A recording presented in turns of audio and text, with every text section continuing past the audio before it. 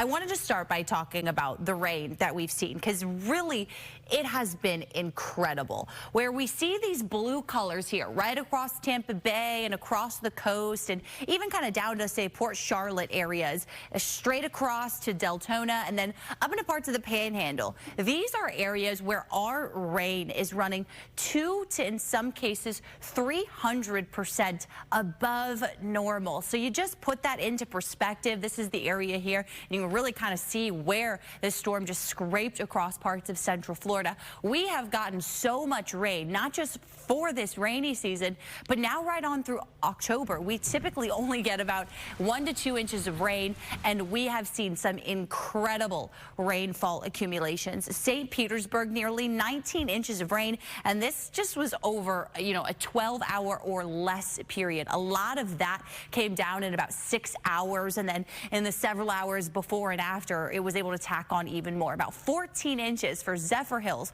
Holiday, Clearwater. And as for Tampa, we saw the highest amount of rain that we have seen on record. We're talking second wettest day, nearly 11.5 inches. And, if you can see that total there, 11.45. So we were 2/100ths of an inch just shy of tying that record set back in the 70s. Some good news is, as we look at our rainfall map right on through next Wednesday, not a whole lot to talk about. You could see a couple of showers will be possible further to the south of us, right around the Fort Myers area and down to the southern base of the peninsula. And then even as we're tracking a cold front middle of next week, that's going to be a dry front for us. So we're not really talking about a lot in the way of rain right on through the weekend and most of next week. Exactly what we need here for our cleanup, our restoration efforts, is generally some pretty nice weather. And so as I play out your futurecast, notice with those east winds, maybe a couple of showers will try and move through, but they will be very spotty and very light. So if you do catch one,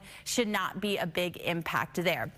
Now on the backside of Milton, we've got high pressure and drier air that's going to continue to stay with us around the state. So with that, we're talking temperatures staying right around the mid-80s through Tuesday. Then you can see that dip with that cold front I was just talking about. I'm tracking high temperatures that are likely going to top out in the upper 70s looking ahead to next Wednesday. So great news as we check on power outages.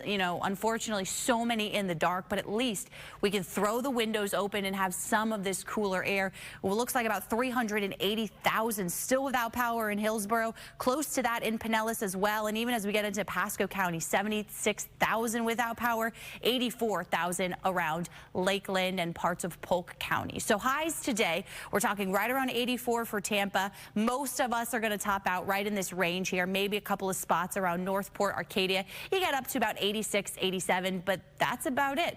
Breezy conditions, maybe up to 15-mile-per-hour winds. And so tonight, a low of about 67 in Tampa, low 70s closer to the coast there, but overall really comfortable conditions. It is going to take some time for our waters to calm down. We're still talking choppy on the bay today, moderate chop on Sunday, seas around 3 to 5 feet, down to 2 to 3 feet for tomorrow. And as for our tides, we're just now passing that high tide cycle, or rather coming up on it here, just a couple of minutes away. Then our low tide hits 5:35 for tonight. And there's your 7-day forecast.